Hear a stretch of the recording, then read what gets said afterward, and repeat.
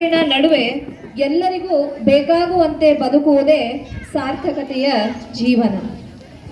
ಬಾಳ ಪಯಣ ಸುದೀರ್ಘವಾಗಿರುವುದು ಮುಖ್ಯವಲ್ಲ, ಅರ್ಥಪೂರ್ಣವಾಗಿರುವುದು ಮುಖ್ಯ. ಇತರರ ಬಾಳಿಗೆ ಬೆಳಕಾಗಿ ಬದುಕಿದರಷ್ಟೇ ಸಾರ್ಥಕ. ನಮ್ಮೆಲ್ಲರ ಬದುಕಿಗೆ ಬೆಳಕಾಗಿರುವ ಸಾರ್ಥಕ ಬದುಕಿನ ಸಾಧಕರಾದವರು ನಮ್ಮ ಅಚ್ಚುಮೆಚ್ಚಿನ ಮದಾಳೆ ಸರ್ ಇವರು.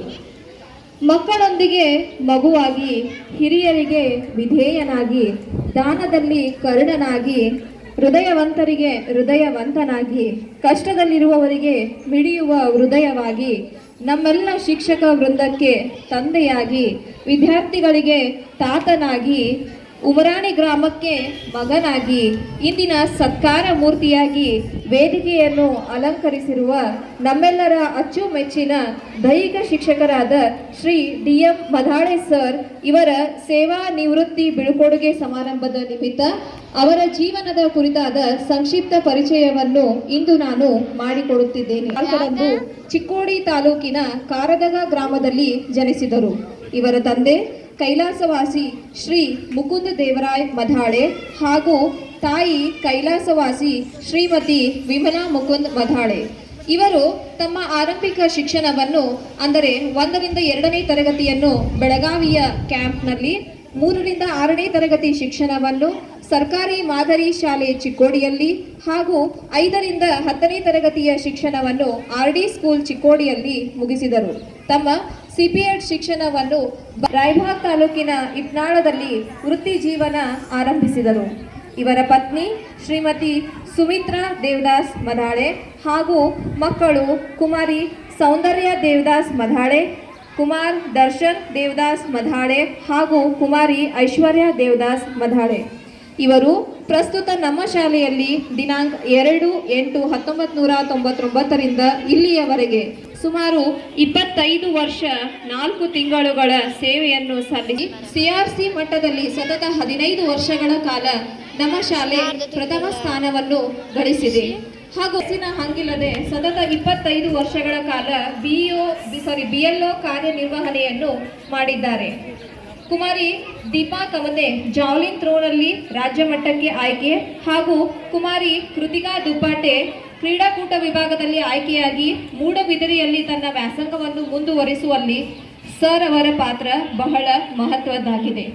ಸತತ 2 ವರ್ಷಗಳಿಂದ ಸುಮಾರು 8,000 ರೂಪಾಯಿಗಳ ಕ್ರೀಡಾ ಸಾಮಗ್ರಿಗಳನ್ನು ಶಾಲೆಗೆ ದೇಣಿಗೆಯಾಗಿ ನೀಡಿದ್ದಾರೆ.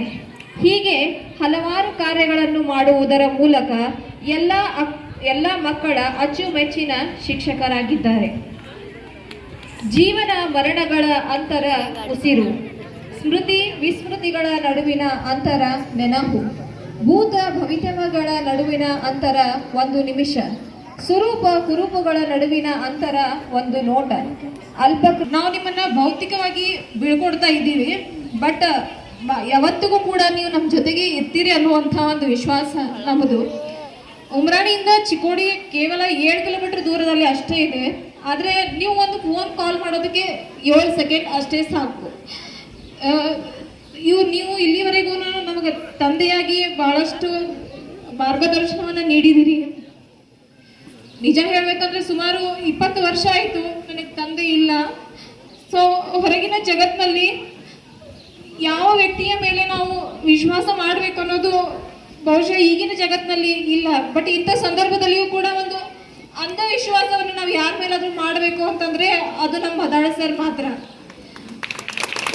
ಎಲ್ಲ ಶಿಕ್ಷಕಿಯರು ನಾವು ಸರ್ ಮೇಲೆ ಎಷ್ಟು ಅವಲಂಬನೆಯಾಗಿದ್ದೀವಿಪ್ಪ ಅಂತಂದ್ರೆ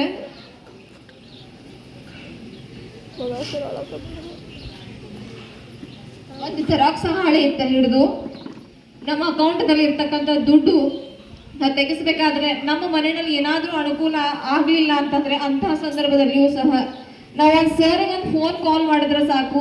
ಪ್ರತಿ ಒಂದು ಸಂದರ್ಭದಲ್ಲಿಯೂ ನಮಗೆ ಬೆನ್ನೆಲುಬಾಗಿ ನಿಂತಕ್ಕಂಥವ್ರು ಯಾರಪ್ಪ ಅಂತಂದ್ರೆ ನಮ್ಮ ಮದಾಳೆ ಸರ್.